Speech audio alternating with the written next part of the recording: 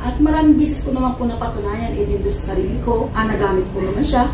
Basta marunong lang kayong umintindi at lumawak yung mga isipan nyo. Ano ba ang negative issue? Paano ba namin siya lalabanan? Paano ko ba iupos itong nangyayari?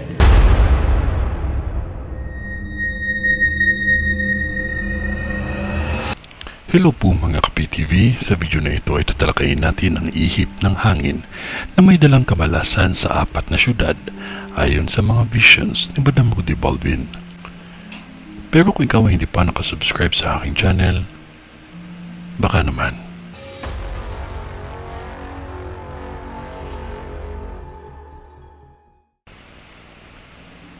Pako.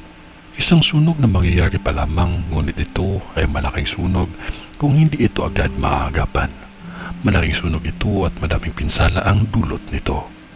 Malapit lang ito sa palengke at may mga pawn shop akong nakikita.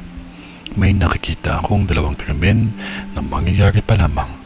Ang isang krimen ay dahil lamang wala sa katinuan ng sospek at ang isang krimen sa loob ng bahay ito magaganap. Huwag magpakampante, lagi mag-ingat sa lahat ng oras. Tundo. Mauulit na naman ang sunog at 2 pa ito. Ang isang sunog ay hindi ito kalayuan sa klinik at ang isa ay malapit lang sa police station. Malaki at malawak ang sunog na ito, kaya maging maingat. Tundo, magkakaroon kayo ng malaking sunog na ang dahilan ay init ng panahon. San Andres. Maging maingat lamang kayong lahat dahil mauulit ang sunog na naman. Mauulit ito sa isang lugar na kung saan nagkasunog na.